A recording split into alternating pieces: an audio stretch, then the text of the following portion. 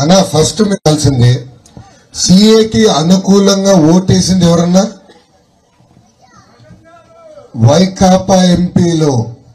మీకు వీడియో పెడతా. ఇప్పుడు నెల్లూరు ఎంపీగా నిలబడుతున్నారు విజయసాయి రెడ్డి గారిని, పిల్లిగడ్డం. ఆయన జగన్ కేసులో మొత్తం ఏటు. ఆయన ఏంటంటే రాజ్యసభలో మాట్లాడుతూ సంపూర్ణ మద్దతు మేము తెలుపుతున్నాం అని చెప్పాడు. అంటే ఆనాడు తెలీదా వాళ్ళకి? ఆనాడు డౌట్ ఉంటే ఎందుకు ఓటేశారు, ఇప్పుడు ఎందుకు దుష్ప్రచారం చేస్తున్నారు?